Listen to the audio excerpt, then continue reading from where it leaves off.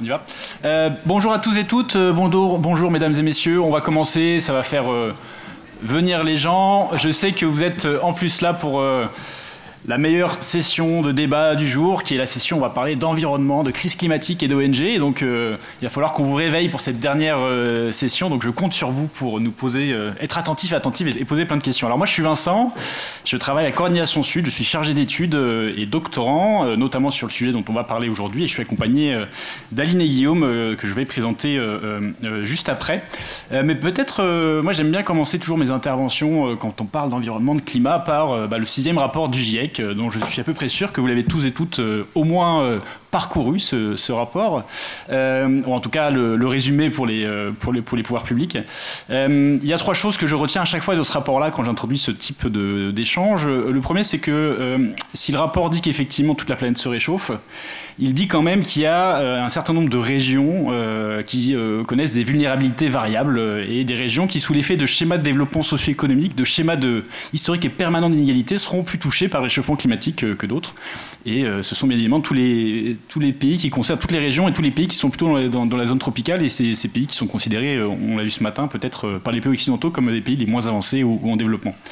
Ce qu'il dit aussi, c'est que c'est intéressant, il dit que finalement dans ces zones-là, il y a souvent eu des réponses inadaptées qui ont pu créer des verrouillages de vulnérabilité et des risques qui exacerbent les inégalités existantes.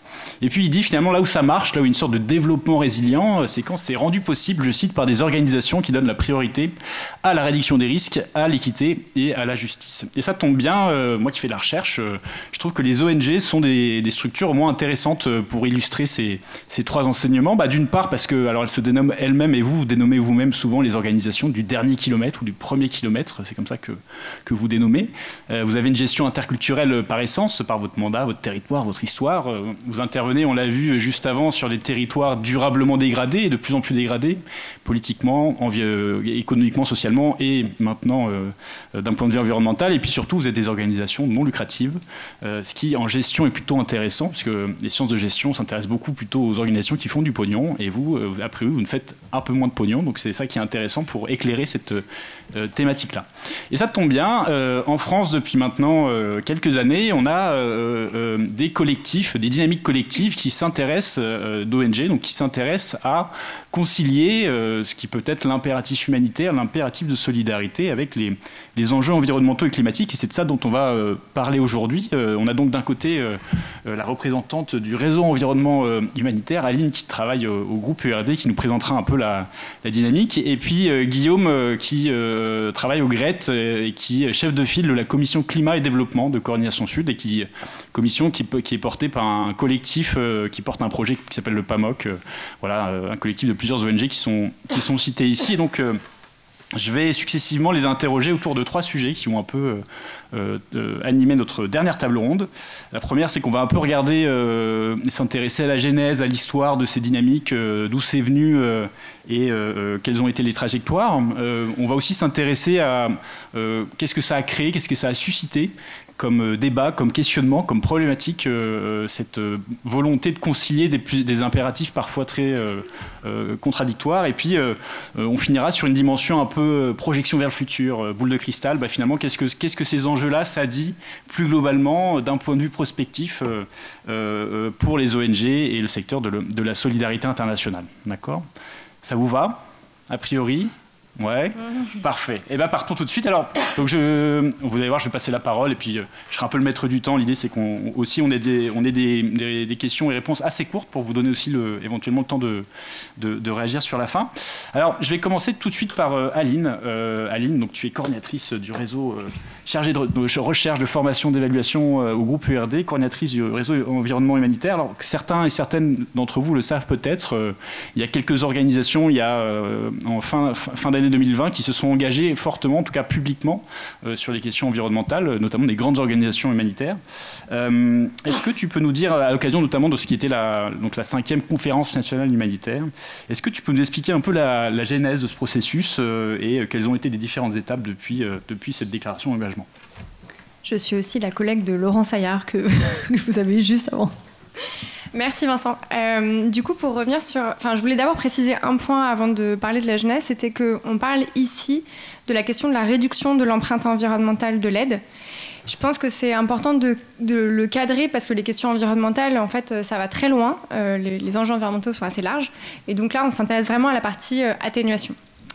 Alors pourquoi les organisations humanitaires, Guillaume nous parlera de développement après, se sont intéressées à la question et de quand ça date. Donc ça remonte à peu près au début des années 2010. Le réseau environnement humanitaire a été créé de manière plus ou moins informelle par un petit groupe d'acteurs issus d'ONG humanitaires en 2012. Et c'était des personnes qui, à titre individuel, se préoccupaient d'environnement et s'inquiétaient du fait que leurs actions pouvaient avoir des impacts environnementaux négatifs. Et puis, il y a eu aussi la mise en cohérence du principe humanitaire que vous connaissez, qui est le Do No Harm. Et donc, de ça, a émergé petit à petit des Green Teams. En parallèle, la société a évolué. On a eu la COP 21, on a eu un certain nombre de personnes médiatiques qui ont de plus en plus pris la parole. Et donc, la question environnementale est venue sur la table. Et c'est pourquoi, à la conférence nationale humanitaire que mentionnait Vincent, on a eu cette déclaration d'engagement qui a été portée par 10, puis maintenant 13 organisations humanitaires. Peut-être faut-il dire également que, de son côté, la DG ECO, dès 2020, donc avant la sortie de cette déclaration, avait commandité au groupe URD une étude sur les impacts environnementaux des projets qu'elle finançait. Impacts environnementaux négatifs. Donc ça a mis à jour, et puis ça a été un gros élément déclencheur, puisque les organisations humanitaires sont toujours vigilantes aux signaux envoyés par ECO. Et donc voilà, ça a donné lieu à une volonté de s'engager politiquement, sans savoir tout à fait ce sur quoi il s'engageait au passage. Sur 5 engagements, j'en reviendrai plus particulièrement sur le deuxième, mais pour les dire vite, donc mesurer les impacts environnementaux des projets, mais aussi des modalités de mise en œuvre des projets sur le terrain, réduire son empreinte carbone de moins 30% d'ici 2025 et de moins 50% d'ici 2030, donc des objectifs, je souligne des objectifs chiffrés en cohérence avec les recommandations du GIEC. Troisièmement, adapter les actions face aux nouveaux enjeux.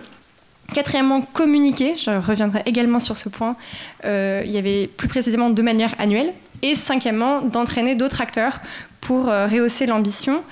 Depuis, on a un site internet que je vous ai mis. Je voulais juste finir en un mot. Enfin, deux. Temps, hein, ça fait 4 ans. Ah, j'ai le temps. Pour vous dire que donc, cette déclaration elle a été élaborée tout au long de 2020 et signée en décembre 2020. En fait, en parallèle, donc elle est très franco-française, enfin francophone du moins. En parallèle, c'est tout le secteur de l'aide internationale qui s'est intéressé à cette question. Et le mouvement de la Croix-Rouge a élaboré de manière très participative la charte climat et environnement qui a été lancée en mai 2021, qui est signée aujourd'hui par, j'ai vérifié hier, 374 organisations. Donc ça c'est côté Croix-Rouge avec tout un développement aussi aujourd'hui un secrétariat de la charte qui essaye d'opérationnaliser la charte, on reviendra peut-être dessus. Et enfin, dernier élément, qui est qu'après la conférence nationale humanitaire et la signature de cette déclaration, les bailleurs aussi, donc il y avait la DG ECO avec son étude, mais de manière générale, l'ensemble des bailleurs se sont intéressés à cette question.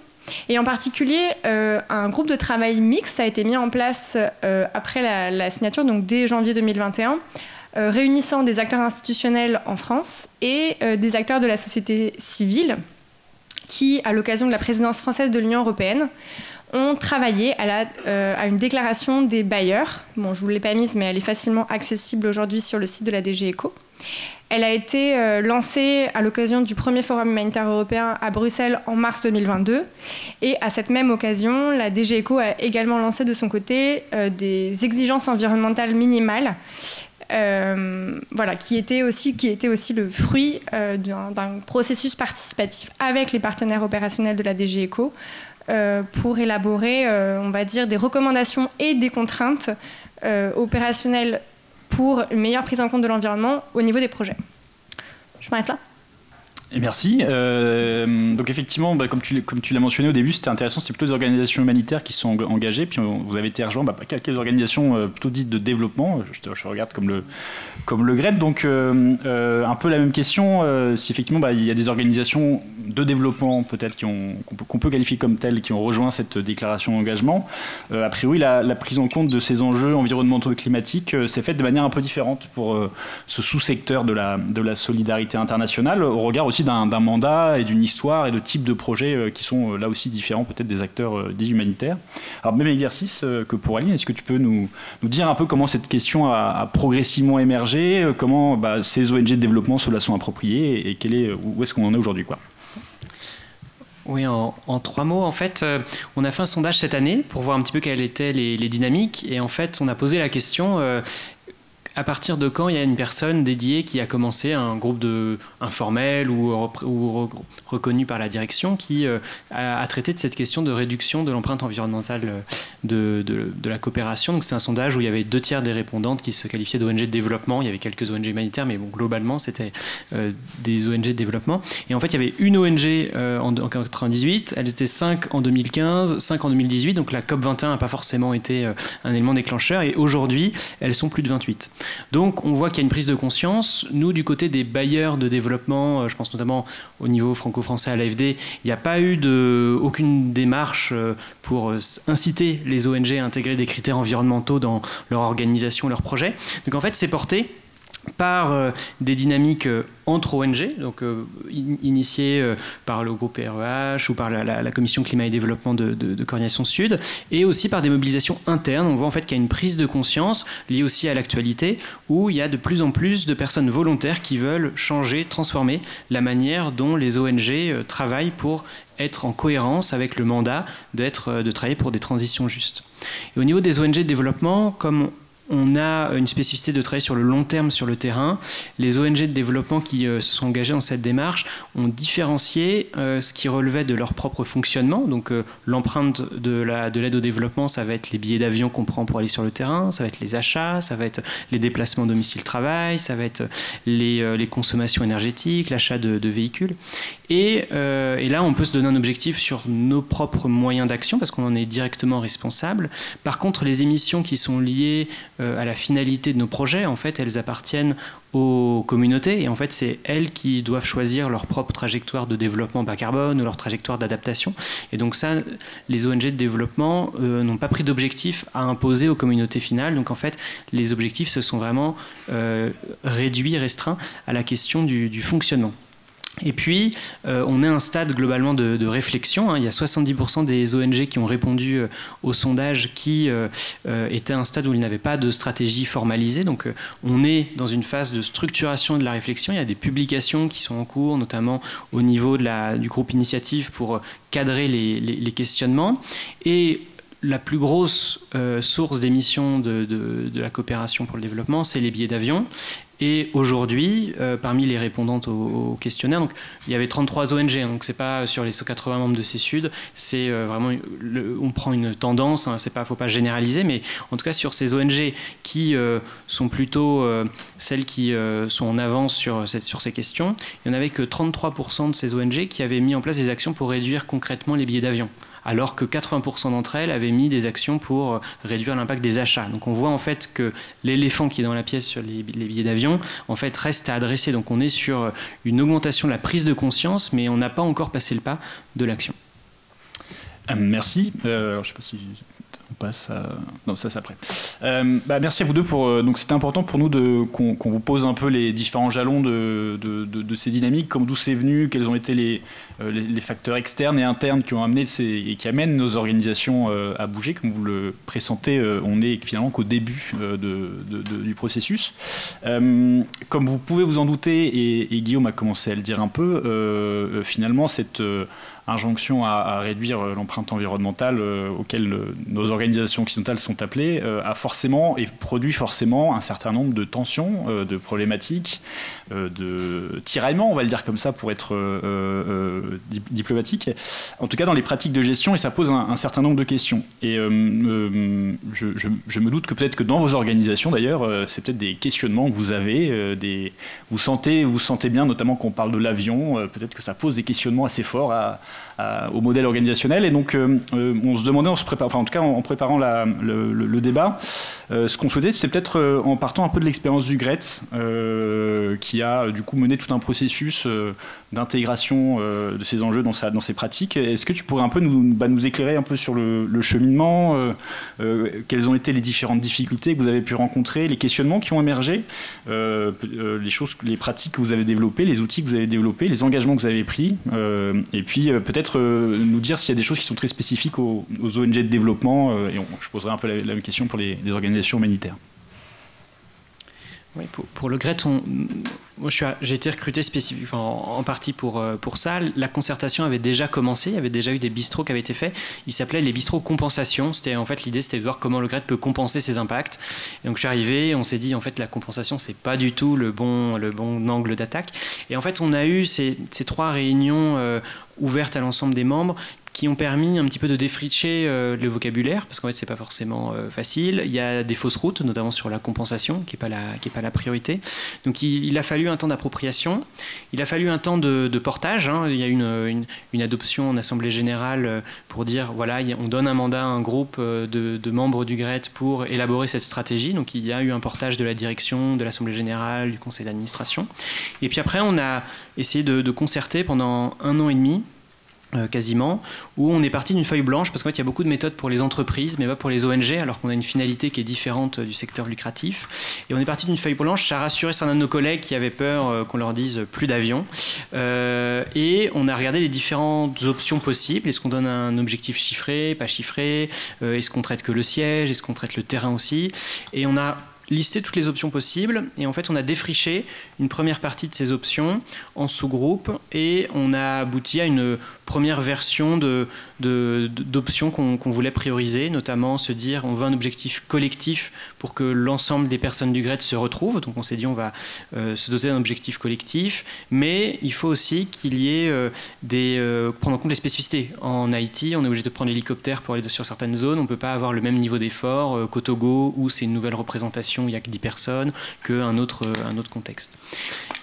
Et on s'est dit aussi qu'il y avait cette question de notre propre réduction et la question aussi de comment dans nos projets on intègre cette question du changement climatique. C'est un petit peu à côté de la réduction de l'aide, mais en fait les ONG de développement ont un gros risque aussi lié au climat de contribuer à la maladaptation. Par exemple, j'ai des collègues qui travaillent sur la gestion intégrée de la ressource en eau sans questionner, en se disant que c'est une bonne pratique d'adaptation, la gestion intégrée, mais sans questionner l'évolution du climat futur. Donc en fait, leurs concertations ne sont pas forcément basées sur une connaissance de l'évolution des besoins tels qu'ils seront dans 10 ou 20 ans. Donc il y a eu ces 2 volets. Et on a abouti à une stratégie il y a un an et demi maintenant, qui a 2 principaux leviers d'action, réduire nos émissions et accompagner la transition écologique à travers nos projets et nos partenariats. Un levier optionnel qu'on n'a pas encore mis en œuvre, qui est voir comment on va compenser ou pas nos émissions.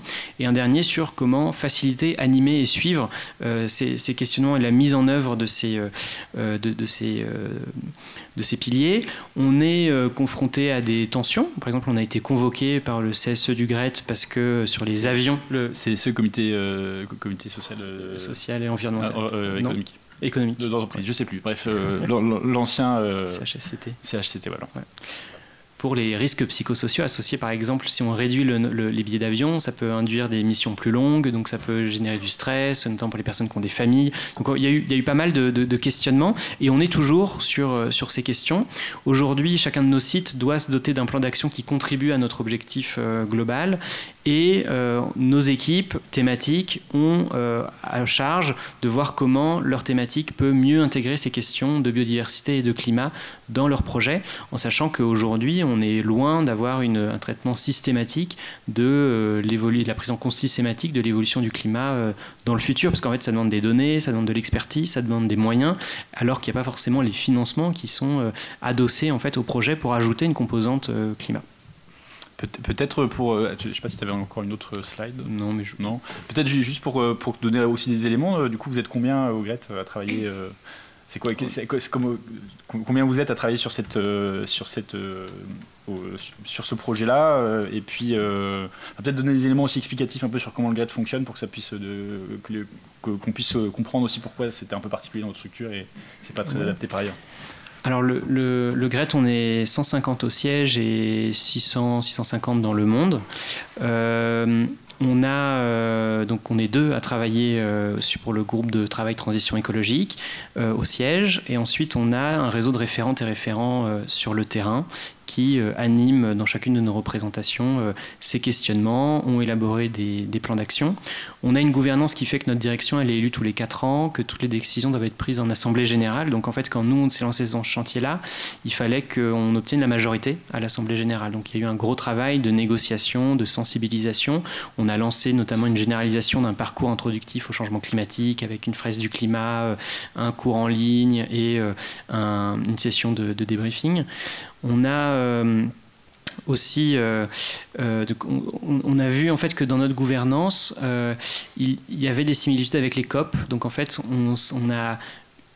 on a décidé de faire un parallèle, de s'inspirer de ce qui se passe au COP. Donc on s'est doté d'un objectif de réduire de 50% nos émissions par personne d'ici à 2030. Donc ça, c'est l'objectif global. Comme la COP s'est donné comme objectif de limiter 1,5 voire 2 degrés, voire 1,5 le réchauffement climatique. Et après, chaque pays au COP définit sa propre contribution à cet objectif global. Nous, on a fait ça aussi. Donc chacun de nos sites doit définir sa contribution à l'objectif global. Et chaque année, donc là en mai dernier, on a eu notre première COP pour voir en fait comment avançait chaque équipe et chaque site dans l'élaboration de cette transition et de ces cheminements. Merci. Du côté des ONG humanitaires, en tout cas dans la façon dont elles communiquent, elles sont peut-être un peu plus avancées. En tout cas, elles communiquent de façon plus grand public sur leurs pratiques, mais je crois que ça, et tu vas nous en dire un peu plus, mais je crois que ça n'a pas été non plus un long fleuve tranquille et que c'est pas si simple que ça. Et puis par ailleurs, tu l'as un peu dit au début et par rapport à la présentation de Guillaume, l'approche retenue est peut-être aussi un peu différente de celle des ONG de développement, notamment dans la façon dont on comptabilise, on différencie les projets et les activités. Est-ce que tu peux nous en dire un peu plus en termes de pratiques développées, de dynamique collective, mais aussi et surtout des difficultés rencontrées qui persistent? J'aurais beaucoup de choses à dire, je vais essayer de ne pas être trop longue.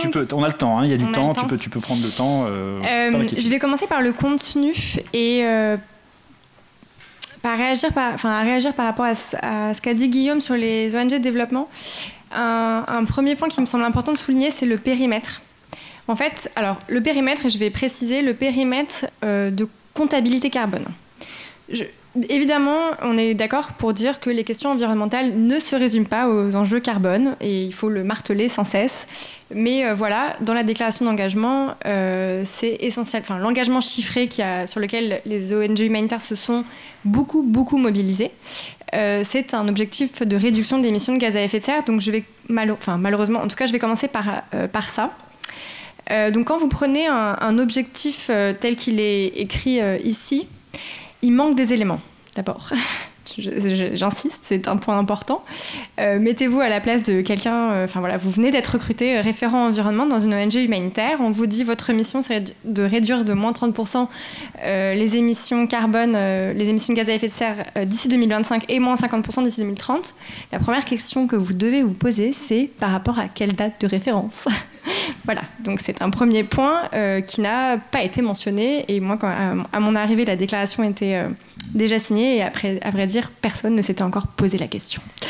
Voilà. Ensuite, la deuxième question que vous devez vous poser, c'est concrètement, si je réduis mes émissions, mais qu'en fait, on le sait, les besoins humanitaires augmentent, voire explosent, est-ce que je ne suis pas en train, en réalité, de me tirer une balle dans le pied parce que je ne vais pas pouvoir répondre à la croissance des besoins humanitaires? Et donc là se pose une deuxième question. Voulez-vous réduire vos émissions de gaz à effet de serre en relatif ou en valeur absolue? Autre impensé de certaines organisations signataires. Je précise en revanche que la partie compensation n'est pas du tout incluse, et ça c'est précisé dans la déclaration. On ne peut pas compenser pour ce qu'on est censé réduire. Alors c'est vrai pour les signataires de cette déclaration, cependant le secteur humanitaire est plus vaste et je ne nommerai pas une certaine organisation qui m'a dit récemment avoir trouvé la solution pour réduire leurs émissions de gaz à effet de serre. Ils vont acheter des crédits carbone. Voilà. Elle n'est pas membre de Coordination Sud. Non, pas membre de Coordination Sud non plus. C'est une ONG internationale non francophone. Qu'est-ce que je voulais vous dire d'autre? Bon, alors du coup, je vais répondre sur le contenu maintenant. Donc forcément, encore une fois, on repart de cet objectif numéro 2, une fois qu'on a fixé quand même une date de référence. Alors en fait, la plupart des organisations signataires n'avaient pas de bilan carbone quand elles ont signé cette déclaration. Donc autant vous dire qu'elles ne savaient absolument pas ce sur quoi elles s'engageaient. Mais bon, elles se sont quand même dit que c'était ça la première étape, et donc un certain nombre de moyens ont été mis, et je dois dire de manière souvent sur fonds propres, parce que malheureusement les bailleurs n'ont pas suivi, donc c'est ce qui a aussi beaucoup limité, rendu difficile le processus, mais donc elles se sont lancées dans un calcul d'empreinte carbone, appelé parfois bilan carbone. Donc deuxième question qui se pose, la question du périmètre. Alors du coup, à nouveau, pour souligner la différence avec les ONG de développement, les organisations humanitaires sont parties sur un périmètre de réduction comprenant à la fois leur empreinte de modalité de fonctionnement, mais aussi l'empreinte de leur projet. Donc on compte, contrairement au GRET, toutes les émissions. Et seul le GRET, aujourd'hui en tout cas, a décliné, a pris un engagement global et l'a décliné de manière locale. La plupart des organisations humanitaires ont un objectif de moins 50% d'ici 2030 et en fait, qu'elles appliquent à tous leurs bureaux. D'accord. Donc la distinction qu'avait fait Guillaume sur peut-être Haïti ne pouvait pas aller jusqu'à moins 50, etc., ça ne s'applique pas de cette manière-là pour l'instant dans le secteur humanitaire. Après, la question du périmètre, elle est assez complexe. Donc, je ne sais pas ceux qui ont fait un bilan carbone. Peut-être vous pouvez lever la main, ceux qui ont déjà fait des bilans carbone et qui savent comment ça marche. On ne vous jugera pas si vous Je suis très inquiète. D'accord. L'année prochaine, il y aura un peu plus de main levée, promis. Alors peut-être devons-nous rappeler ce que c'est qu'un bilan carbone. Donc un bilan carbone, c'est tout simplement une comptabilité pour compter en équivalent CO2, qui est l'unité de référence, toutes les émissions de gaz à effet de serre des activités. Donc si vous faites un bilan carbone individuel, vous allez avoir votre logement, votre déplacement, votre nourriture, etc. Bon, c'est à peu près pareil pour une ONG. Elle va compter, donc Guillaume a mentionné les déplacements, a mentionné les achats qui n'étaient pas majoritaires chez les ONG de développement, mais en fait qui constituent la majeure partie des émissions côté humanitaire. Pourquoi ? Parce qu'en fait, on prend en compte donc, différents scopes qui vont correspondre aux émissions directes émises par l'organisation, mais aussi les émissions indirectes. Et ces émissions indirectes, elles comprennent la production de tous les objets et nourritures distribuées. Et peut-être vous ne vous en doutez pas si vous n'avez pas fait de bilan carbone individuel, je vous invite à le faire. Et ben en fait, la production, que ce soit d'outils ou de nourriture, est très émettrice de gaz à effet de serre. Évidemment, les billets d'avion aussi, et c'est complètement incomparable par rapport au train. Voilà. Donc le périmètre, c'est pas évident du tout à définir, en particulier parce qu'aujourd'hui, les organisations se sont complexifiées. Donc on travaille avec des partenaires. Est-ce qu'on doit prendre en compte l'empreinte carbone de ces partenaires ? On travaille, est-ce qu'on prend en compte l'empreinte carbone des bénéficiaires si on leur distribue des foyers améliorés ? Et est-ce qu'on considère ce qu'ils vont chauffer ? On le prend en compte ou on le prend pas en compte ? Pardon, j'ai pas fini d'expliquer les bilans carbone. Je reviens.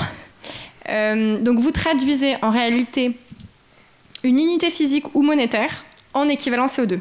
C'est une pure conversion mathématique. J'ai des kilomètres. Je vais avoir ce qu'on appelle un facteur d'émission qui va me donner des équivalents CO2. Alors, d'où sortent ces facteurs d'émission ? Eh ben, c'est compliqué à calculer. Et donc, en réalité, il y a il y a un fort niveau d'incertitude sur ces facteurs d'émission, ce qui rend le résultat des bilans carbone extrêmement incertain. Et donc, ce qui est important de retenir, c'est qu'un bilan carbone ne donne pas des chiffres exacts, mais ne donne que des ordres de grandeur. Et c'est tout. Et en fait, on s'en fiche, parce que ce qui compte pour nous, ce qui compte avec un bilan carbone, c'est d'avoir effectivement une baseline pour notre engagement, mais c'est aussi de savoir quels sont les leviers d'action pour la réduction de nos émissions. Et attention, grosse coupe, donc ce sont les achats, les déplacements et grosso modo tout ce qui est énergie des bâtiments. Voilà, en priorité, après on peut décliner les différentes catégories. Donc, pour revenir à la dynamique des organisations humanitaires, elles se sont d'abord constituées de manière assez spontanée dans un petit groupe de travail informel pour réaliser un bilan carbone, enfin, pour d'abord définir une méthodologie commune grâce à une consultance, qu'elles ont donc financée de leur poche, puisque nous n'avons pas trouvé des financements pour ça. En parallèle, je vous ai parlé de la charte climat et environnement du CICR, du mouvement de la Croix-Rouge, qui, de son côté, a développé un outil de bilan carbone qui s'appelle le Humanitarian Carbon Calculator, qui est sur le site de la charte, que vous pouvez trouver facilement, et qu'ils ont mis au service du secteur humanitaire. Donc, si vous êtes une ONG plutôt humanitaire et que vous n'avez pas fait encore votre bilan carbone, vous pouvez aller utiliser cet outil. En parallèle, donc ça a été la première dynamique collective qui répondait en fait à un besoin assez pragmatique de on n'a pas de sous, on n'a pas de RH et on ne sait pas comment faire. Donc venez, on réfléchit ensemble. Donc ce processus d'intelligence collective a été mis en place et s'est inscrit finalement dans le processus du réseau environnement humanitaire qui initialement n'était qu'un espace informel d'échange trimestriel entre organisations et qui s'est petit à petit constitué avec des groupes de travail opérationnels. Donc, je viens de mentionner celui sur le carbone. Je les mentionne rapidement, mais j'ai probablement pas le temps de m'étaler. Je vais vite. Le groupe de travail évaluation environnementale, puisque vous voyez que le premier engagement, c'est sur mesurer les impacts environnementaux. Alors, autant c'est facile, je mets des guillemets, parce qu'il y a des ONG qui font leur bilan carbone depuis plus de 2 ans. Voilà. Donc c'est facile, mais c'est beaucoup plus difficile de mesurer l'empreinte écologique en fait parce qu'on n'a pas d'unité. Et si on n'a pas d'unité, c'est aussi pour une bonne raison, parce qu'il y a des ONG humanitaires qui se sont dit ah tiens on va non pas inventer une unité, mais on va aller mesurer nos déchets. Et donc ils se sont mis à peser leurs poubelles. Je ne citerai pas de nom. Voilà, on a autre chose à faire que de peser nos poubelles probablement quand on fait de l'humanitaire. Donc c'est pas ça l'idée, mais l'idée c'est d'avoir quelque chose de plus consistant sur comment on peut mesurer à minima le processus et les impacts. Bon, il existe différents outils, je mentionne rapidement Nil Plus et Cédric sur lesquels le groupe de travail s'est penché. Groupe de travail déchets qui est aussi en coordination avec d'autres initiatives du secteur international plutôt anglophone, notamment la Joint Initiative, basé sur la philosophie des 5 R que vous devez connaître, refuser, réduire, réutiliser, recycler et rendre à la terre. Au passage, je vois Alban dans la salle qui avait participé on avait organisé, juste avant la déclaration des bacs, que la déclaration des bailleurs sorte avec le CDCS, un atelier au niveau du ministère sur les déchets. Tu m'as pas reconnu, c'est pas grave. J'ai perdu des cheveux entre-temps.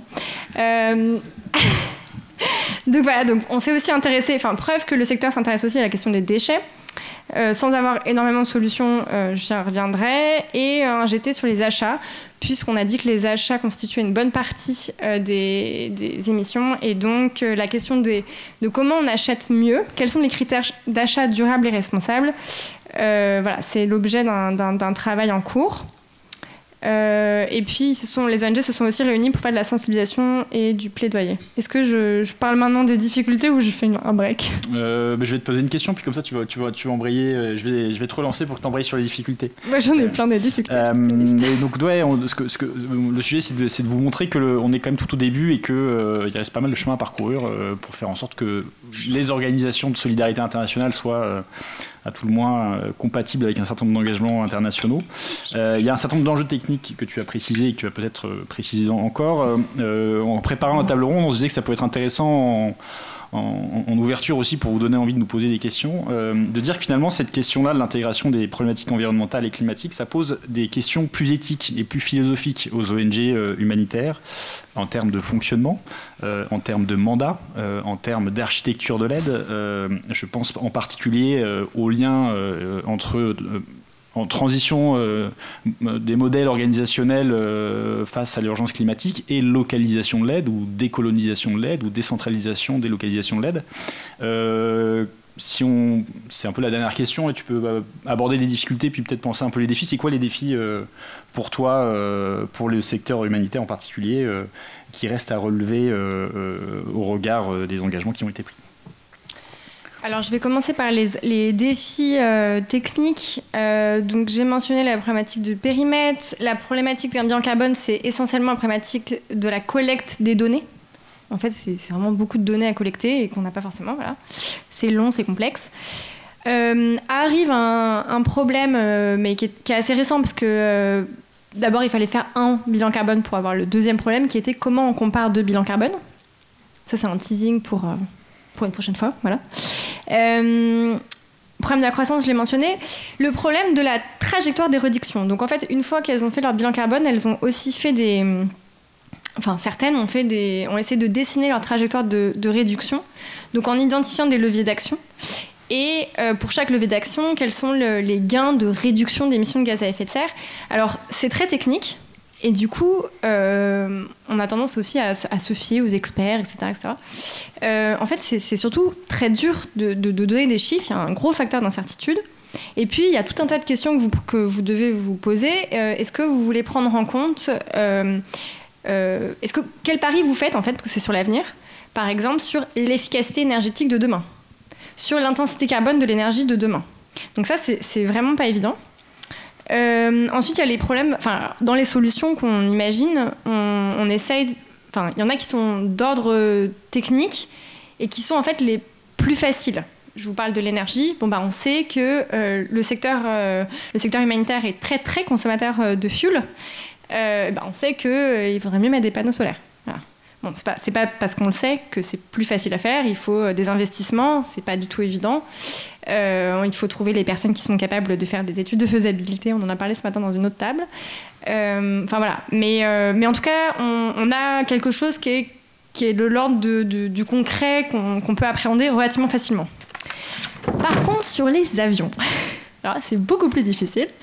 Et c'est pas plus difficile parce que c'est techniquement difficile. C'est pas techniquement difficile. Vous ne montez pas dans l'avion, pas difficile. En revanche, c'est difficile de convaincre des collègues et des personnes qui travaillent dans ce secteur par appétence pour les relations interculturelles, pour les voyages, etc., de leur dire non, demain, en fait, le monde de demain, peut-être qu'il faudrait le dire demain à la journée publique avec les étudiants, non, le monde de demain, ça ne sera pas des humanitaires qui voyageront tous les jours. Au passage, je me permets un petit clin d'œil à la coopération décentralisée qui est peut-être dans la salle, puisque ce matin, j'ai entendu parler de beaucoup d'avions avec la coopération décentralisée, donc probablement qu'il n'y a pas encore eu de lancement de transition écologique de ce côté-là. Ils sont les bienvenus, à discuter avec toi de comment est-ce qu'on enclenche ce type de dynamique dans les pratiques organisationnelles. Et comment on continue nos relations interculturelles, comment on continue notre appui, que ce soit dans le développement ou dans l'humanitaire, à distance, en fait. C'est ça que ça veut dire. Alors, du coup, je m'auto-lance une perche, ça va. Et du coup, une des solutions, en fait, c'est la localisation. Donc, on ne va pas rentrer dans tout le débat de la localisation ici, c'est pas mon propos. Il y aura une table ronde demain dédiée à la localisation de l'aide. Ah ouais, ok. Voilà, qui j'espère fera lien avec ce qu'on est en train de dire là, mais vas-y, pardon. C'est de dire que la question de la réduction de l'empreinte environnementale, c'est en fait une opportunité pour accélérer les engagements sur la localisation qui sont très très loin d'être atteints. Pourquoi ? Parce que, alors, il va y avoir une question de déplacement. Si vous décentralisez et si vous donnez plus de pouvoir et plus de financement aux organisations locales, vous allez dans le sens dans la localisation. On peut aussi penser à acheter autant que faire se peut des denrées et des objets qui soient produits localement. Sachant que produits localement, c'est aussi très compliqué, mais en tout cas dans des conditions au maximum écologiques. Et puis, quand même, prendre moins l'avion, c'est aussi repenser les rapports de force, les rapports de pouvoir entre les organisations. C'est pas seulement les personnes du Nord qui vont passer leur temps dans les avions et assurer la planète pour aller donner des conseils aux personnes du Sud. Ça peut se faire aussi... Enfin voilà, il y a vraiment des enjeux de pouvoir qui sont sur la table. Et d'ailleurs, on en revient aux questions de portage institutionnel. Je vous disais que les ressources humaines, il y avait peu de ressources humaines dédiées. Concrètement, les bailleurs ne financent pas. Alors, par exemple, le solaire, en ce moment, ils veulent bien un peu financer, etc., mais ils ne veulent jamais financer de RH. Or, on a besoin donc de RH pour participer, ne serait-ce que pour se poser la question, d'abord. Puis ensuite, pour mener bilan carbone, trajectoire de réduction, etc. Et puis pour participer à toutes ces réflexions collectives. Donc en fait, concrètement, celles qui avancent, c'est celles qui ont des fonds, d'une part qui ont des fonds, mais d'autre part qui ont un portage institutionnel. Je me permets de les mentionner parce que c'est plutôt élogieux pour eux. Handicap international, Action contre la faim, mais Handicap international aussi, mais dans une moindre mesure. Action contre la faim a décidé de mettre 5 RH sur ces questions environnementales. C'est beaucoup. Alors c'est parce qu'ils ont des fonds propres, mais c'est aussi parce qu'ils ont un portage politique fort. Ceci dit, quand on arrive sur les questions d'avion, c'est aussi le top management qui est quand même très embêté parce que c'est aussi eux qui voyagent en avion. Alors là, je ne vous parle même pas des bailleurs, parce que quand on parle aux bailleurs de ces sujets, alors eux, ils voyagent aussi beaucoup, beaucoup, beaucoup. Donc, plutôt en business. Plutôt en business, voilà. Et je finirai peut-être sur un point. Vas-y, t'as 2 minutes. J'ai 2 minutes. 1 minute. Sur quoi je vais finir ? Alors, 2 points. Premier point, concrètement, aujourd'hui, ce que les organisations demandent comme appui, c'est de l'appui pour du change management. Et ça, c'est assez difficile parce que c'est très dépendant des cultures organisationnelles. Guillaume vous a parlé de comment ça fonctionnait au GRET, notamment avec l'Assemblée générale, la direction qui est élue tous les 4 ans, ce qui est complètement hors norme dans le secteur. En fait, vous n'allez pas pouvoir faire passer de la même façon les questions de réduction de billets d'avion si vous êtes au GRET ou si vous êtes au CICR, ou si vous êtes à PUI, etc. etc. Donc, c'est hyper difficile pour des acteurs extérieurs de dire on va mutualiser les politiques de voyage. On essaye quand même de le faire, de s'inspirer les uns des autres. Mais ça a ses limites parce que voilà, c'est très dépendant de l'organisation. Et enfin, dernier point. Dernier point, c'est que on ne sait pas si les engagements qu'on a pris sont réalistes, ils sont réalisables. Ce qui est important, c'est de mettre en mouvement la machine et puis de tailler dans le gras. L'expression n'est pas de moi, mais je la trouve assez jolie. Donc de tailler dans le gras dans des ONG, sauf que toutes les ONG n'ont pas de gras, on ne part pas tous du même niveau. Quand vous êtes une organisation qui voyageait en business et qui faisait 200 fois le tour du monde, etc., vous avez une marge de manœuvre. Mais quand vous êtes une petite ONG, parfois, vous n'en avez pas tant que ça de marge de manœuvre. Donc concrètement, on a tous pris les mêmes engagements alors qu'on ne part pas tous des mêmes points de départ. On n'a pas non plus tous exactement les mêmes finalités. Donc, voilà. Et donc du coup, est-ce juste de réduire en même proportion nos émissions ? Et puis, Guillaume mentionnait à juste titre la question du droit au développement des pays du Sud, qui ont peut-être besoin en fait, de générer des émissions. Et donc toutes ces questions de justice environnementale, aujourd'hui, côté humanitaire, c'est un angle mort.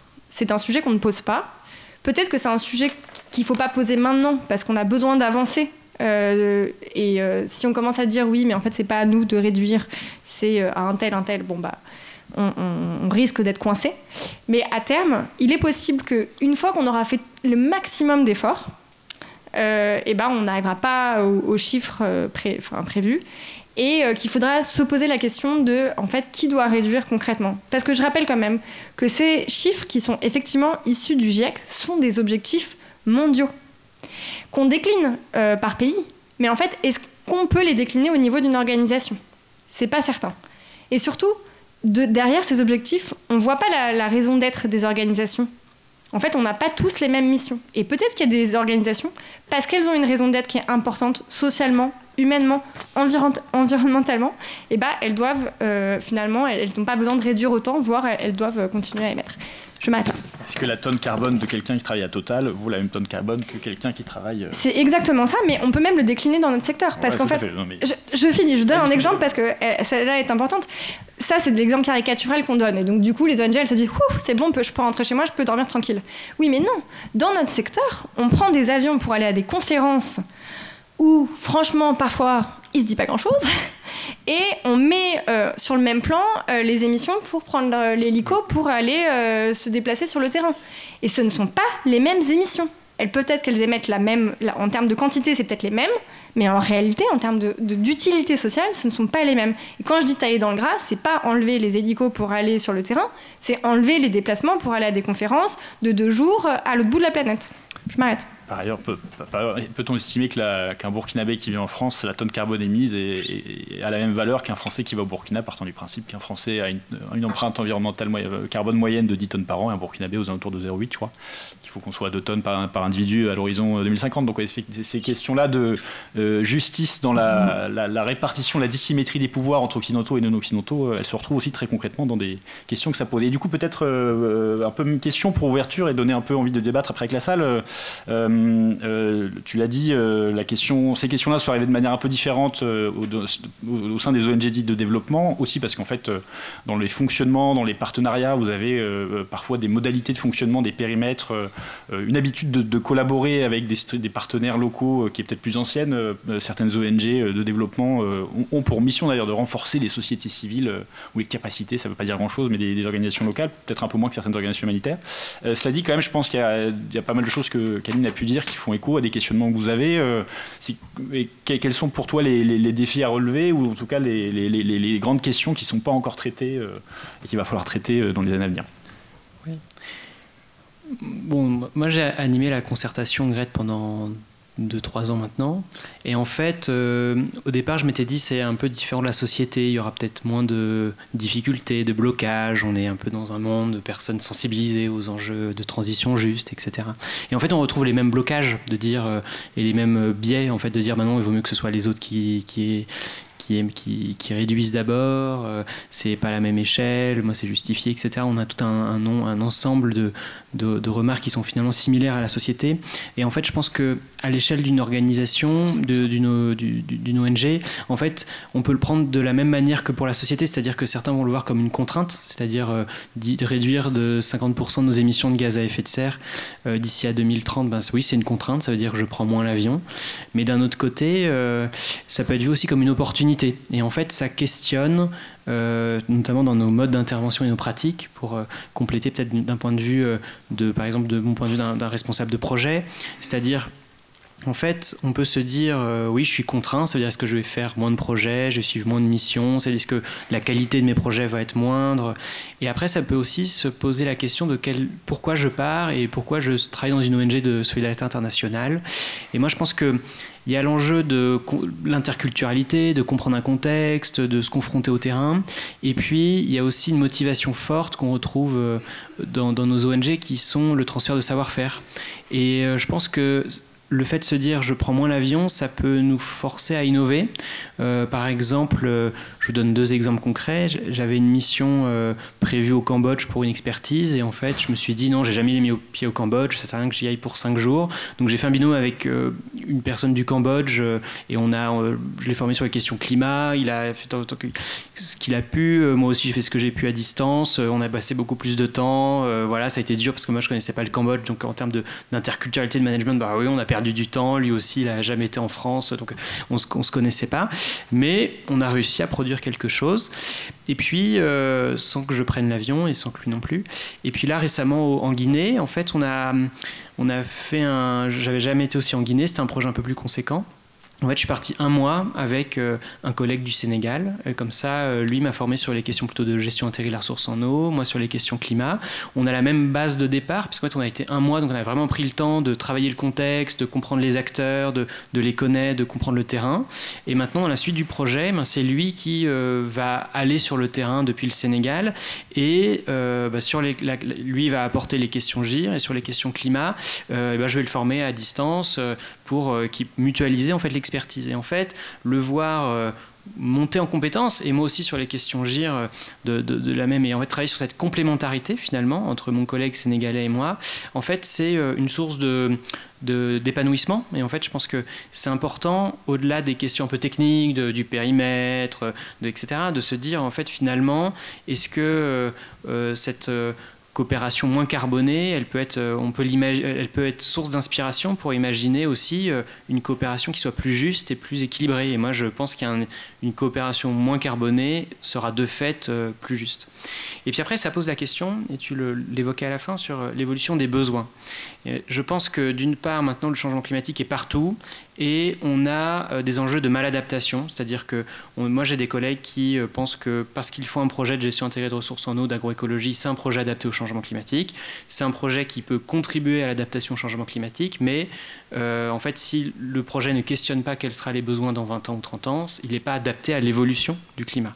Donc, c'est important d'intégrer de manière systématique cette question en fait, de l'évolution des besoins, puisqu'en fait, le dimensionnement d'un projet en fonction des besoins actuels ne sera plus pertinent puisque les besoins vont forcément évoluer dans les 10, 20 ou 30 prochaines années.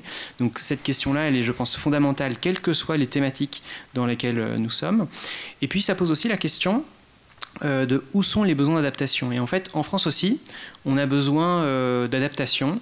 Et je pense que cette question de repenser les relations entre sociétés civiles, mais aussi nord-sud et sud-nord sur le prisme du climat, amène aussi à travailler sur cette complémentarité. Et moi, je pense que le fait que j'aille au Guinée pour travailler sur de la médiation, sur mettre en débat des données scientifiques et être un interlocuteur tiers vis-à-vis de personnes diverses, des usagères de l'eau, des usagers, des agriculteurs, des éleveurs, les autorités publiques. Je pense que c'est pertinent qu'il y ait cette médiation et je pense que c'est nécessaire que la société civile s'en empare. D'un autre côté, au sud, je pense que d'un autre côté, en fait, en France, on devrait aussi faire preuve d'humilité et de se dire, ben oui, nous aussi, on aurait peut-être besoin d'un médiateur sénégalais à Sainte-Soline pour essayer de travailler sur notre adaptation parce qu'en fait, c'est plus facile de le faire si on a une médiation externe. Et enfin, j'avais une dernière idée qui vient de m'échapper. Elle s'est envolée, elle a pris l'avion. C'était important. Il y avait cette question de la réciprocité. Oui, voilà. Et en fait, il y a cette question, le dernier point, c'est il faut que la société civile, elle soit exigeante envers elle-même. Et je pense que on n'est pas différent des autres et de la société. Donc si tout le monde dans la société est amené à se questionner sur son empreinte carbone, ben, les ONG aussi. D'un autre côté, et c'était aussi un des points importants des sessions précédentes, c'était sur la question aussi du gap de financement sur le terrain, puisqu'il y a de plus en plus de besoins liés au changement climatique. En fait, une des tendances des bailleurs, c'est de dire on a des besoins importants, on a des moyens financiers publics limités, donc le gap va être porté par le secteur privé. Et en fait, il y a de plus en plus de financements publics qui vont vers amoindrir le risque pour le secteur privé pour qu'il puisse investir sur l'adaptation. Et en fait, ça pose fondamentalement la question des garde-fous, parce qu'en fait, la maladaptation, nous, on se la pose. Un projet porté par une ONG de concertation, de gouvernance inclusive n'est pas forcément adapté au changement climatique, mais d'autant plus pour une entreprise. Une entreprise, elle a pour but un but lucratif, donc elle a encore moins de garde-fous et se pose cette question de ne pas non plus, dans cette volonté de réduire l'émission et de gaz à effet de serre des ONG, d'essayer d'embarquer l'ensemble du secteur, c'est-à-dire les bailleurs, mais aussi les autres acteurs de la coopération, notamment montant, la coopération décentralisée, mais d'autant plus le secteur privé. Merci. Écoutez, merci pour ne pas conclure. Déjà, merci pour vos interventions à tous les deux. Le public ne le sait peut-être pas, mais je pense que vous avez deux personnes qui font partie des personnes les plus expertes sur le sujet en France, en tout cas dans les ONG. Donc, c'est toujours intéressant de vous avoir et de vous entendre. Peut-être retenir trois choses. Déjà, vous dire que si vous ne l'avez peut-être pas compris, il y a des dynamiques collectives sur ce sujet-là. Vous n'êtes pas seul à vous poser ces questions-là. Et donc, je ne peux que vous inciter tous et toutes à rejoindre la commission climat et développement de Coordination Sud, je l'ai cité en premier, et puis ensuite éventuellement le réseau environnement humanitaire, désolé, voilà, mais en tout cas de rejoindre une ou l'autre ou les deux dynamiques qui sont absolument pas concurrentes. Donc voilà. Est-ce que je peux te couper ? Vas-y. La commission climat et développement de CESUD, elle n'est ouverte qu'aux membres de CESUD. Et donc il faut adhérer à Coordination Sud, mais il y a un certain nombre de choses qu'on fait bien aussi à CESUD quand vous payez votre cotisation, qui peut être un peu cher, bon je sais bien, mais voilà, peu importe. En tout cas, n'hésitez pas à rejoindre ces deux dynamiques, c'est un peu le sens de ma phrase. Ce qu'on essaie de vous montrer, c'est qu'il y a des trajectoires différentes, hein, et qu'en fait, en fonction de là où vous êtes, de votre organisation, de votre mandat, de votre histoire, des familles dans lesquelles vous vous intégrez, effectivement, il y a des trajectoires différentes, mais il y a de nombreuses préoccupations communes entre ces des organisations. Et je pense que c'est ça l'objectif aussi de ces espaces-là et de ces rencontres, c'est de vous faire réfléchir collectivement. Et puis, on l'a un peu dit en conclusion, et on est, je pense, tous les trois à le penser, qu'en fait, cette question-là de la crise climatique et environnementale et de la façon dont ça impacte les organisations, en fait, ça peut être un vrai levier ou une vraie force d'accélération d'une certaine délocalisation, de décentralisation, localisation des organisations. Alors moi je parle aussi de décolonisation. On l'a pas, je voulais prendre la parole ce matin, mais il y a quand même une tendance de fond quand même par ailleurs qui vient un peu confronter l'enjeu de localisation. C'est moi j'appelle ça l'hypertrophie administrative à laquelle vos organisations sont confrontées, impulsée en partie, il y en a peut-être quelques-uns dans la salle, mais par des pratiques de bailleurs qui imposent un certain nombre de normes de gestion qui pèsent sur et qui viennent complètement à contredire ou en tout cas empêcher ce principe de localisation.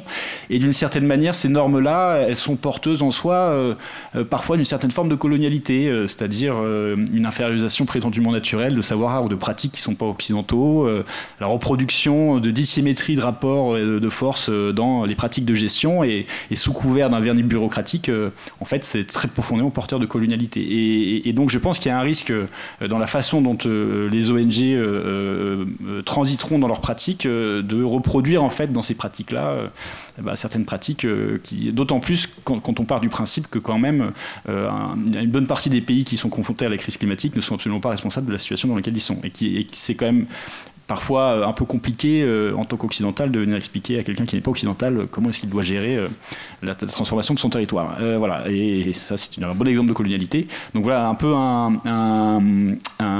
point de vigilance et donc notre intuition c'est que tout ça va accélérer la localisation, la décolonisation, la décentralisation de vos organisations. Vous l'avez bien compris, où allons-nous atterrir? On n'en a aucune idée pour l'instant, donc venez en discuter avec nous et on peut en discuter présentement si vous avez des questions. Voilà, je vous remercie et merci aux interventions. On peut les applaudir quand même. Et la parole est à la salle, on a 25 minutes de questions-réponses. On sera à l'heure en plus, contrairement à la table ronde précédente. Alors, pardon. Je blague. Est-ce qu'il y a des questions ?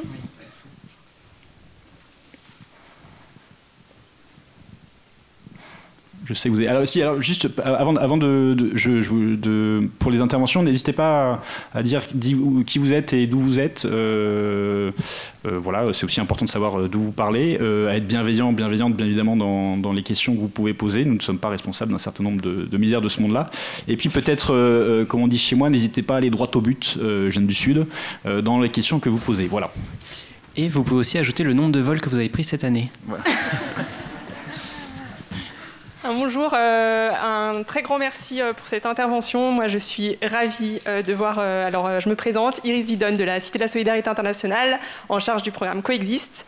Je suis ravie de voir des personnes si engagées qui portent cette voix auprès des ONG. On n'a pas un discours qui est lissé, on a un discours qui va droit au but et c'est vraiment... très important aujourd'hui, notamment la question des avions. Je pense aussi sur la question des bailleurs, la question du temps qui est accordé à la fois pour réfléchir, mais aussi dans certaines pratiques, ça prend plus de temps de faire les choses de manière plus responsable écologiquement parlant. Et ça, il faut que les entreprises, les organisations, les ONG en aient conscience et autorisent leurs salariés à prendre ce temps, que ce soit du temps de travail. C'est aussi quelque chose qui est vraiment nécessaire, il me semble. Et pour répondre à la dernière question, j'ai pris 0 vol cette année. Voilà, j'ai pas de questions, mais un grand merci. Voilà, merci. Et bravo. Merci. Travail.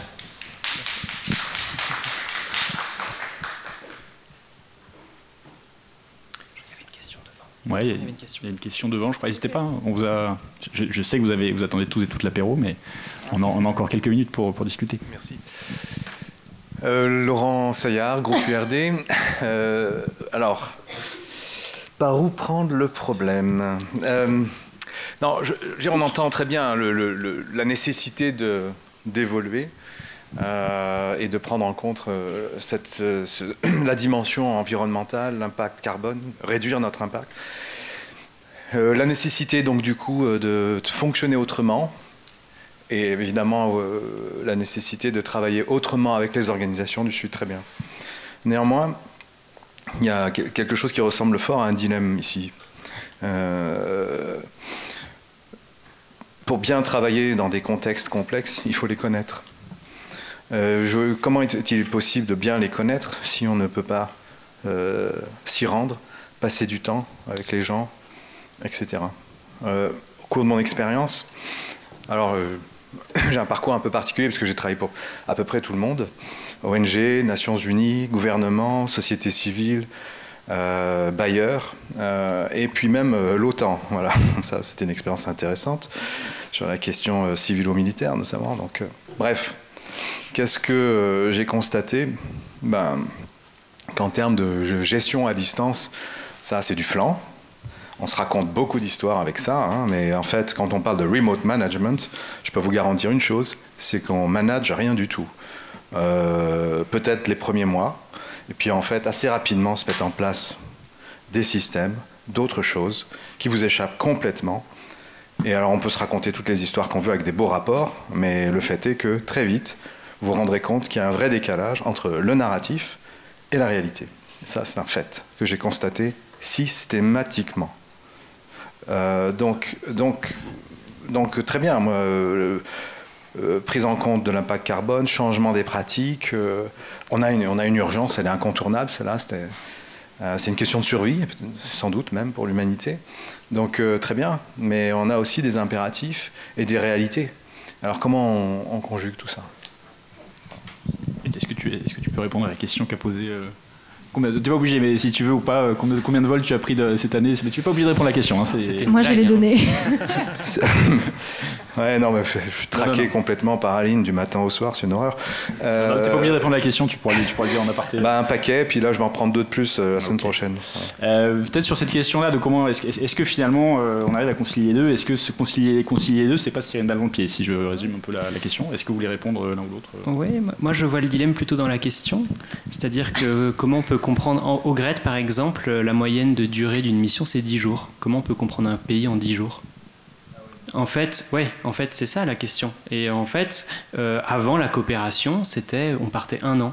En fait, aujourd'hui, on accepte on se dit, je veux concilier ma vie de famille, je veux le luxe. Et en fait, c'est parce qu'on a accès à une énergie pas chère, le kérosène, qu'en fait, on fait ça. Mais en fait, ça questionne aussi notre engagement. Et en fait, moi, je pense que je suis tout à fait d'accord avec toi. Et en 10 jours, on peut faire que du remote management le reste de l'année. Donc, en fait, c'est tout à fait pas viable.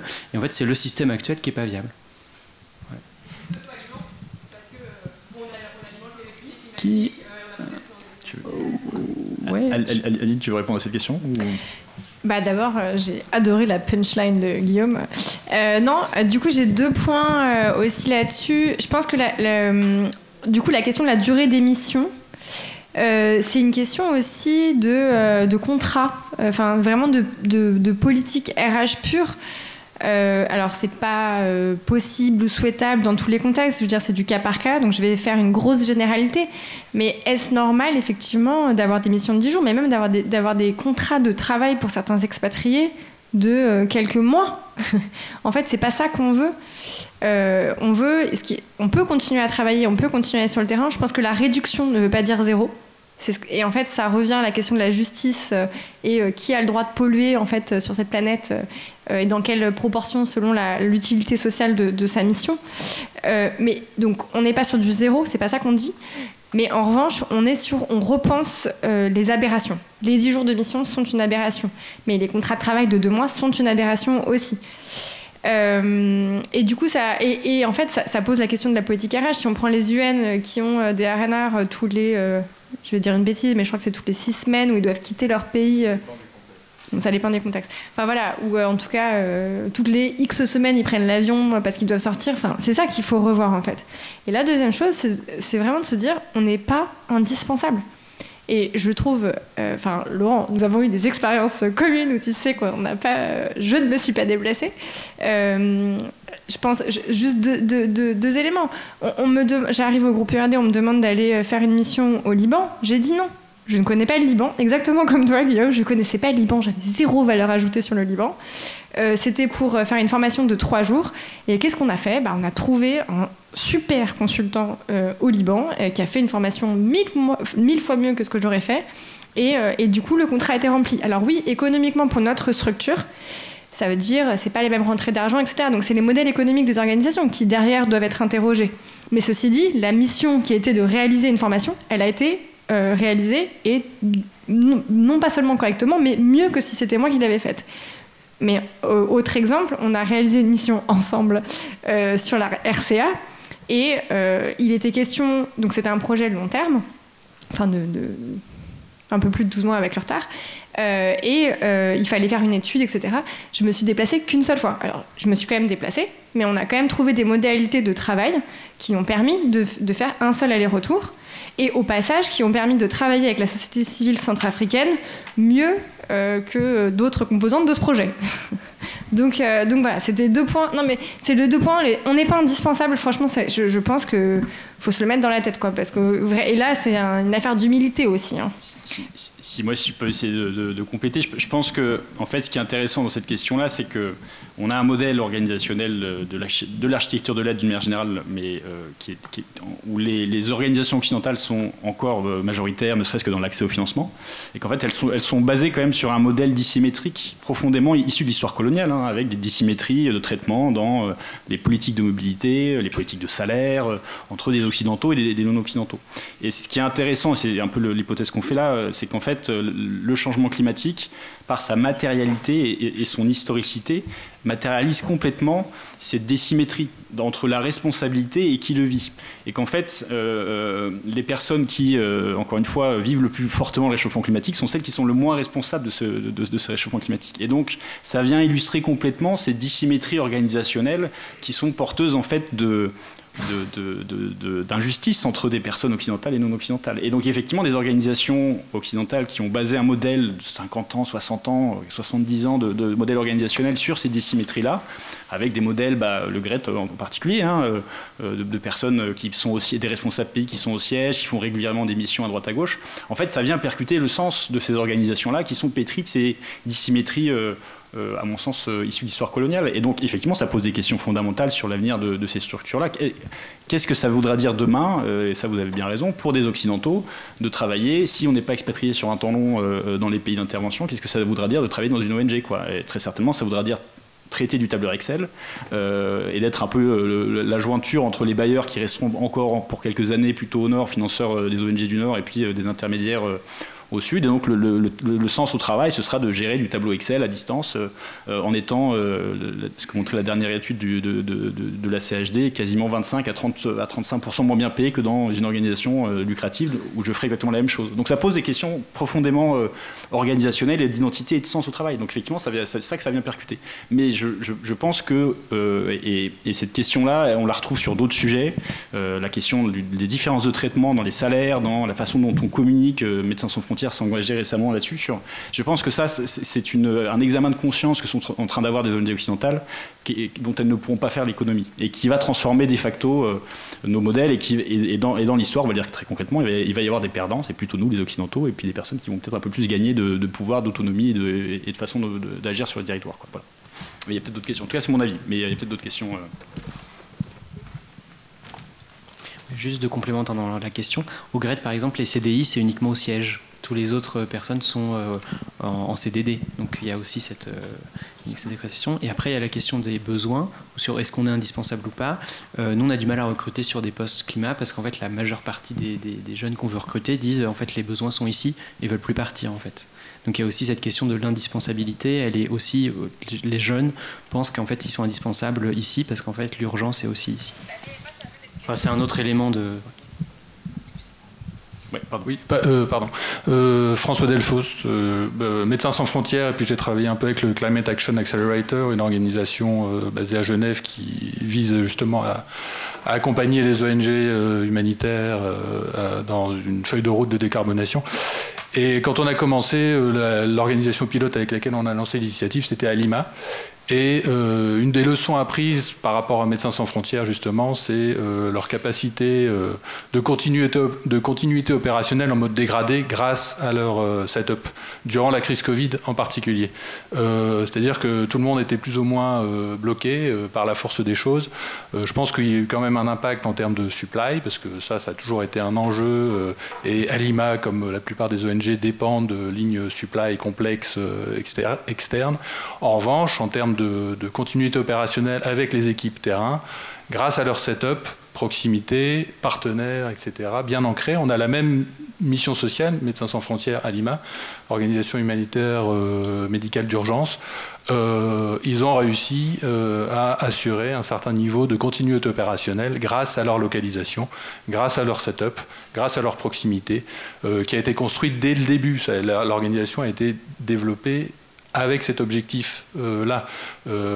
C'était vraiment une très grande leçon, en tout cas quand on a fait le bilan carbone et quand on a commencé à développer la feuille de route.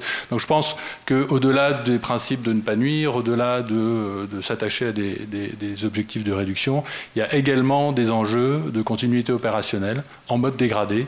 Et comment est-ce qu'on arrive à maintenir une capacité opérationnelle? Il y a quelques personnes chez Médecins sans frontières qui commencent à réfléchir à... Bon alors... C'est des discussions de couloir en assemblée générale, hein, ça ne va pas plus loin que ça.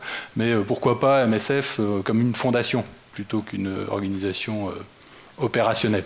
Donc voilà, c'est des cheminements qui doivent trouver leur voie. Voilà. Ça consistera à quoi?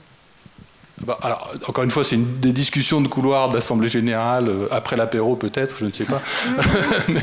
mais voilà, ce serait une fondation qui flécherait des fonds vers des partenaires opérationnels qui ne seraient plus opérationnels. Mais encore une fois, c'est un sujet anecdotique parce que c'est une discussion de couloir, mais je trouve que voilà, c'est ce genre de réflexion qui commence à apparaître et qui sont assez, ma foi, intéressantes. Voilà, c'était juste... Tout à fait. Merci pour votre information. Coordination Sud, on pilote une étude prospective qui s'appelle Télescope 2030. Et dans cette étude, on interroge un panel de plusieurs ONG, représentantes d'ONG sur l'avenir. Et donc ces questions-là de transition écologique et des délocalisations sont assez au cœur. Et en fait, dans les modèles qui commencent à apparaître, un peu, on essaie de réfléchir collectivement. Très certainement qu'il y a plusieurs... En fait, dans la transformation des modèles, il y a 4 grands modèles d'ONG de demain qu'on identifie. Alors comme tout modèle, ils sont pas exhaustifs, et puis en fait les ONG sont toutes un peu chacun des modèles. Il y a un modèle de ce que je disais, en fait, d'être une structure qui est typiquement une structure de relais de financement entre la manne financière qui est en Occident et puis qui va le rester, malgré les appels ce matin de Pierre Micheletti à ouvrir l'aide à d'autres, donc un manne de financement. Il y a un deuxième modèle qui émerge beaucoup d'avoir en fait des organisations au nord qui sont des prestataires d'organisations non occidentales et qui en fait viennent appuyer sur des expertises techniques très particulières des structures qui pilotent des projets, mais qui sont des structures qui elles-mêmes vont mobiliser des financements et qui agissent sur les structures non occidentales. Il y a un modèle qui est le modèle de MSF et d'un certain nombre d'autres de familles en fait, et de déploiement de familles internationales avec du coup des rôles très dévolus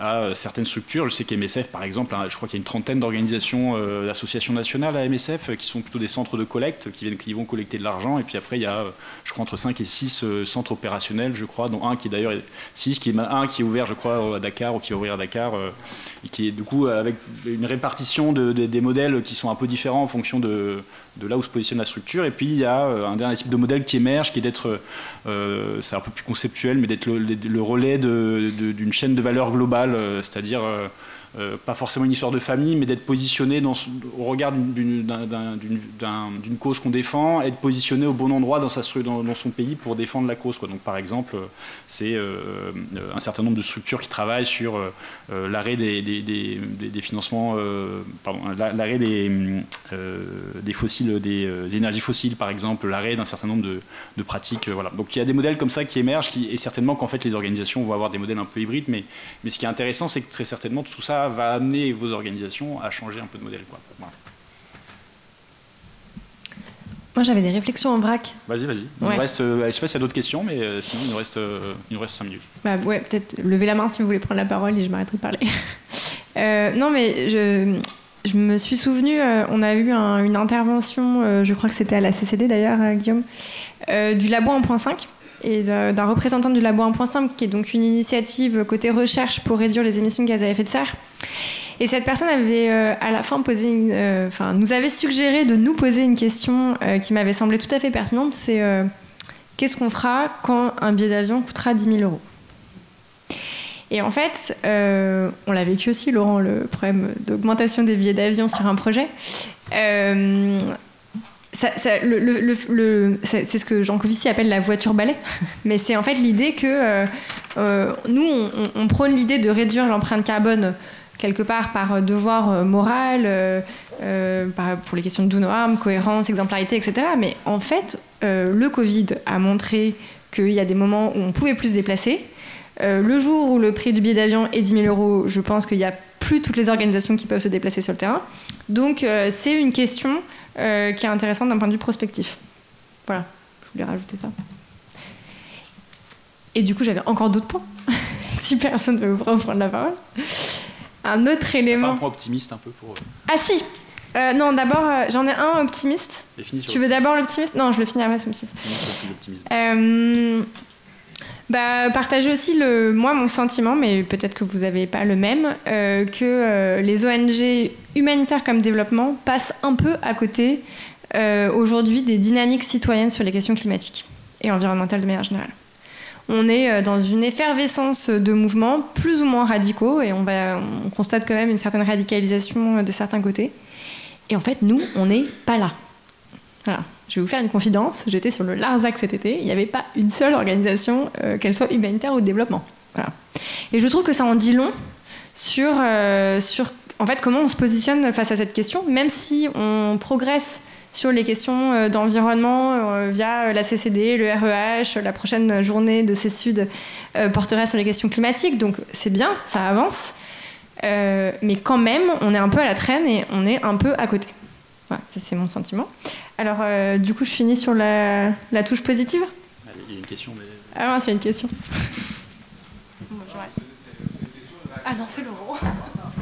Non, mais c'est une vraie question que tu poses, parce que oui, peut-être que... Enfin, j'ai peut-être une explication, ou un début. C'est qu'une des raisons pour lesquelles on ne voit pas trop d'ONG sur des enjeux politiques, c'est peut-être parce que les ONG, au cours des 20-25 dernières années, ont perdu une certaine forme de militantisme et sont devenus surtout des prestataires de services.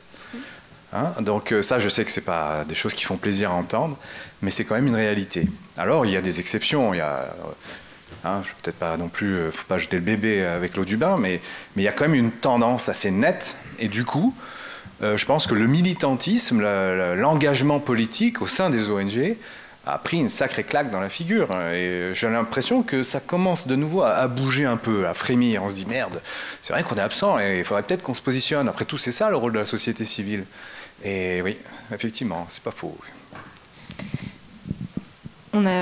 Laurent fait implicitement référence aux universités de printemps des humanitaires du groupe FRD qui ont eu lieu en juin dernier, qui portaient sur la question de l'aide internationale, la fin de l'innocence politique. Et nous avons publié à ce sujet, si ça vous intéresse.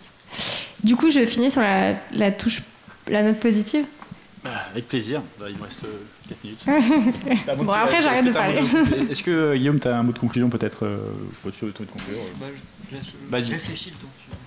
Vas-y, finis sur ta note positive. Il faut une note positive aussi, Guillaume, c'est obligatoire.